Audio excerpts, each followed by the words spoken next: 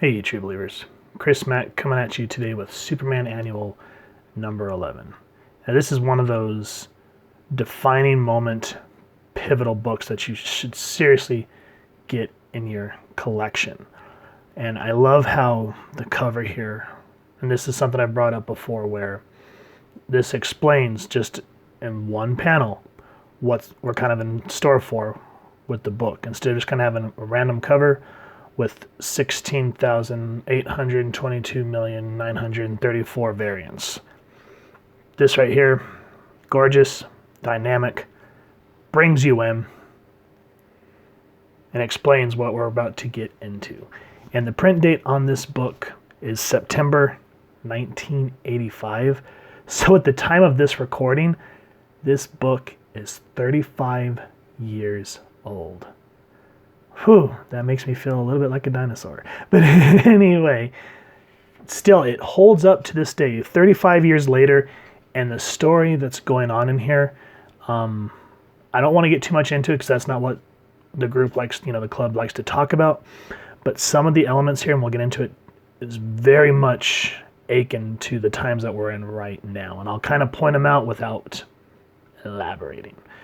So anyway, we open up on Krypton. This is the prologue. And we see Kal-El coming home from a long day of work. And he's ready to just turn in. But then he sees a surprise party. And like, happy first day, Cal, which I'm glad they said first day and not like Earth Day or something. Or not Earth Day, what is it called? Life Day. But anyway, on this panel we see Kal-El, Clark Kent, holding his family. It says Van tugs at his tunic. And Kara Zor-El gives him a new headband. On the Holofactor, Nightwing saves Flamebird from a rogue Metal Eater. His weariness lifts. The man has his family about him. He is content. So remember, in storytelling and writing, there's always going to be like a reoccurring themes. Keep this in mind, and I'll try to point them out as we go. And before we kind of get into, wait a minute, why does Cal have a family, and why is he dressed funny? Hang on that. But one thing I do want to point out, this Holofactor, which is like Krypton's version of the TV, it says Nightwing saves Flamebird. So Nightwing was a kind of a Kryptonian hero in the stories, and that's where Dick Grayson got his name, Nightwing, in the pages of the new Teen Titans that Marv Wolfman was working on at the time. So very cool stuff there that they actually, Alan Moore referenced it here. And then we cut to the Antarctic where the Fortress of Solitude is. And check out the date here. The Arctic Circle, February 29th. Excuse me. For those of you that do not know, Superman's birthday is February 29th. So keep that in mind. You never know if that might be one of our club's trivia questions down the road. Ha ha ha ha. Anyway. And this is the other thing I want to point out, is Wonder Woman at this point has the invisible jet. This is pre-Crisis. So this is pre-Crisis on Infinite Earth. Wonder Woman can't fly yet. So this is still kind of Silver Age heroes. So, of course, the invisible jet's used. And on a sidebar here, what I wanted to point out is Alan Moore originally wanted to use Supergirl for this story. So her standing there, that was supposed to be Kara. But DC editorial at the time said no. Reason being is because when this book came out, Crisis was on the horizon. And they told him, they said, we're killing Supergirl. And so instead of being able to use the character that he wanted, he decided to use Wonder Woman. And then also what's really nice about this book is this is the first time Jason Todd meets Wonder Woman. And then, how Wonder Woman just said, beat you. Bruce is like, if I ever developed a bat plane that responds to thought control, I'll take you up on a rematch. And I like how Diana's just like, oh, this is the new Robin. I'm sorry, Jason, you look so much like Dick that I forgot for a moment. Nice to meet you. Welcome to an interesting career. Now, she's saying, let's get inside before you two freeze. And Jason's like, before you two freeze? Dressed like that?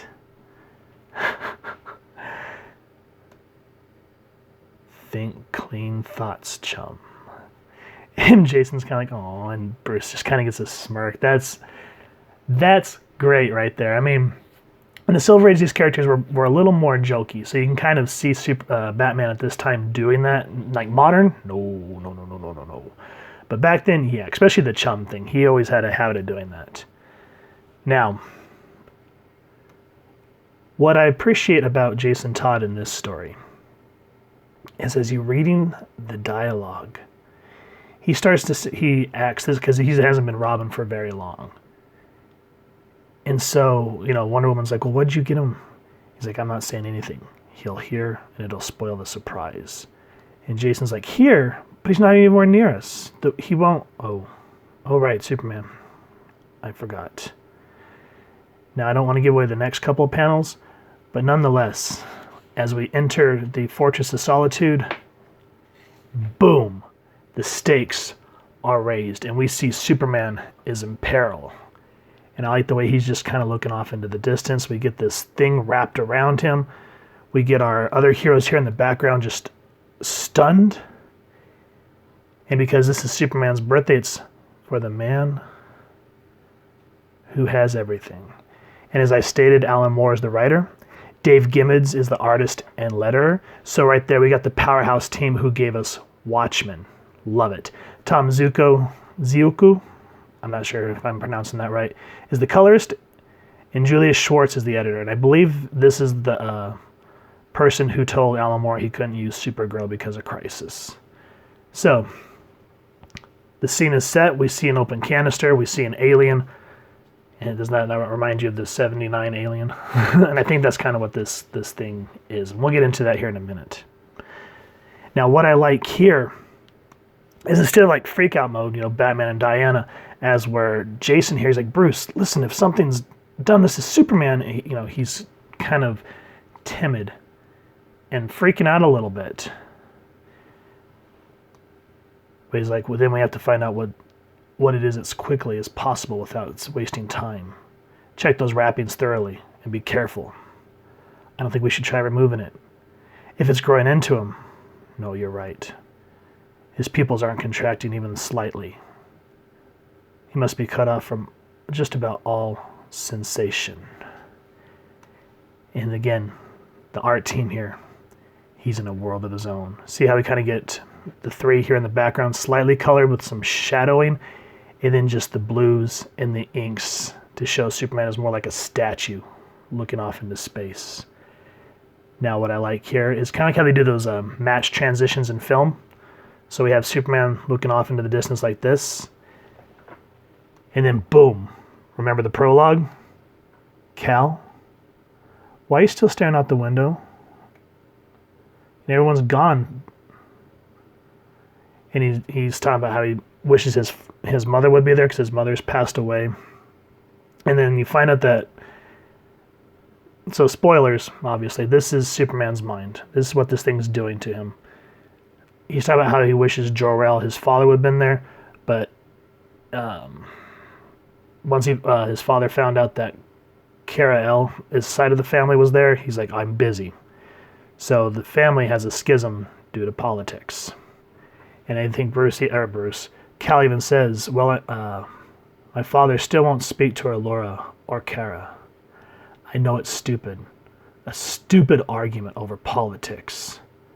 Yes, well, it isn't exactly difficult to argue over politics with Jor-El these days. So, you see Superman's married to an actress, and then the next day he goes to speak with his father, and we can see that at this point Jor-El's older, more frail, more narrow-minded.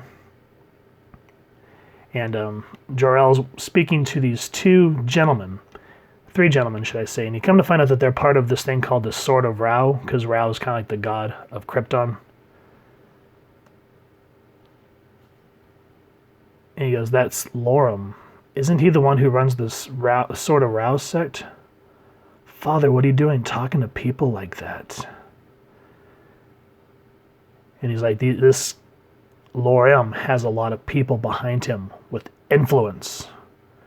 If the old Krypton movement's to have any political strength in the chambers, he's like, old Krypton father, you can't, you know, you're switching up with a political group here, or an extremist group. Starting to sound familiar. Anyway, so you come to find out some of the things that's twisted Jor-El at this point. You know, his father dying, being banned from the Science Council. He goes, that was 20 years ago. I know the Science Council treated you badly, but badly. They implied that I was insane. All right, so my theory was incorrect. I believe Krypton was doomed, and I was wrong. And so Cal storms out. Jor-El hits one of these crystallized trees. And check this. I love these transitions, the way that they always do this. Really? It's just a matter of putting the pieces together. So the duplicity meaning here, where putting the pieces of Jor-El's relationship with his son back together. And then our heroes sitting here working the scene. So you see how they kind of match and how these just seamlessly jump. So you're not feeling lost on where you're at. You know where you're at each time. So I really appreciate that. Now, they seem to kind of put it together. And then we see a voice say, how remarkable. You animals really are almost intelligent, aren't you? That's exactly what happened. Except for one or two minor details. And look at this dynamic page, the way it points up, and Mongol here just towers over everyone, showing that he's powerful and in control. And that, you know, we kind of, our heroes here are going to have a run for their money. That is great work on the art team's side. So he comes to explain that the thing on Superman's chest is called the Black Mercy. And it basically gives you your heart's desire. It's a symbiosis type plant where it feeds off the host. And Bruce is like, well, what exactly does the creature give you? He said, well, it gives them their heart's desire. I'd say that was fair. Wouldn't you? He says, of course, its victim could shrug it off. They just don't want to. So it's kind of like, whoo. So yeah, in these newer stories, if you guys have seen this, this is the first appearance of it here in Superman Annual number 11. Now, you know how I'm always talking about in modern comics how I hate that there's a lot of talking, because it just feels like they're talking, but nothing is being said. It's just like they're speaking to be heard. Here, Batman's trying to keep Mongol talking so they can work and try to save Superman, because they already know they're out of their league. And he goes, if you don't already know my name, then you're not worthy of an introduction. I am the new manager around here. Naturally, I shall need time to settle in and adjust to your many interesting customs. I know, for example, that your society makes distinctions on a basis of gender and age. Perhaps then you could advise me. Which of you would it be polite to kill first? So I like that how they talk about modern topics. And he's just like, which of you would be polite to kill first? That's just awesome. I just love how Mongol is large and in charge and just is like, does not worry about anybody. So Bruce and Diana look at each other, and she gives him a powerful uppercut, just boom. And Mongol's just kind of She's like, oh God. Just the look on her face, just the pain of trying to smack this dude's jaw. He goes, thank you. I think that answered my question. And yeah, with that said, we jump. And then here we go, another one of those transitions where we see Aunt or Alora. She goes, I asked you a question. Why won't anybody answer me? So we're at this hospital in Krypton. And what you come to find out is Kara. And Kara, yes, we were talking about Supergirl here, but she's called Kara. It says, I'm afraid Kara Zor-El was attacked earlier this evening by some riders armed with slash sticks. She's critical. And Kel's like, but why? They found this. It was tied around her neck. He's like, Father?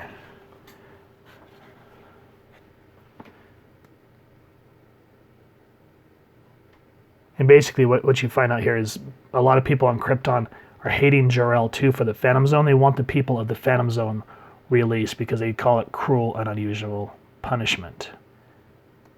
2020, 1985. Anybody seen some parallels going on here in modern times? So yeah, the House of El is being targeted for all this, for Jor-El's actions of being part of the Sword of Rao. And it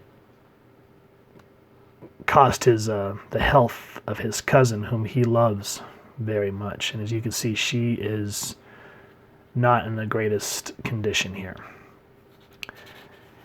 Now, while all this is going on, real quick, and in terms of symbolism, does that look familiar from things past and present in modern society? So I like that the use of paneling like this, of symbolism, makes you feel uncomfortable because it kind of really sucks you into the story and wants to see if Superman can save his father or not from this sect or not. So anyway,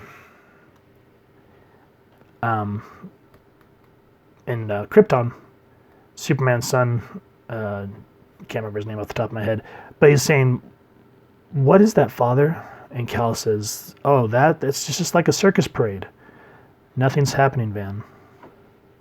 Everything's fine. Bam! And here comes Wendy through the window. So it's kind of a flip where nothing's fine. So I love that, just kind of the irony of the paneling there. And Mongol's like, oh dear. Is that a neural impactor? Do they still make those? I'd advise you to try the plasma disruptor. It's small. More of a female's weapon. Go to hell. And I can't help, when I'm reading this, and I see the Black Mercy and I see Diana like this, I can't help but think that a lot of this was drawn from Alien, because her going like that just reminds me of Ripley so much. And then, of course, the Black Mercy reminds me of the first stage of the Xenomorph. So yeah, a lot of parallels there, but then again, I'm an Alien junkie. And I don't want to give too much of that away, but Batman's slowly starting to work the Black Mercy off of Superman. And just listen to Jor-El and the way the art team here shows him looking down, almost like a Citizen Kane pose. And he goes, I once knew a Krypton that was noble and unspoiled, where proud towers rose up against a united sky. And now, today, I see that splendor threatened with destruction. So people are calling him on, oh, what kind of disaster are you going to think of now, Jor-El? And rioting and looting in the streets. Parallels. But, yeah, something happens with the Black Mercy. I don't want to give too much of it away because it's kind of interesting what the split is. And, yeah, I don't want to spoil that. But obviously Superman's free. And see how Jason, again, just with his inexperience, how he's just looking and he's like, Superman?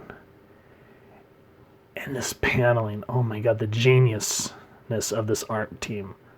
Who did this to me? And Robin's like, I don't know, some yellow dude. And he goes, Mongol. Mongol! And just look at this power of the Man of Steel. Just his voice alone and how it demands your attention. And so we get into a big brawl. And I love these paneling that Gibbons does here. So we see that Robin pulls this Black Mercy. He grabs Mongol's gloves, being resourceful. And he runs away with it. And while we see that the boy Wonder here is actually starting to use some initiative and stop letting his fear hinder him. we see Superman and Mongol here, two titans just beating the crud out of each other. And then we get into the classic panel where it goes, "Happy birthday, Kryptonian. I give you oblivion. Burn." And strong, just the way he hits Mongol like that. I remember seeing these panels as a kid, and I never knew what book it was from. So 35 years later, I'm glad that I finally have it.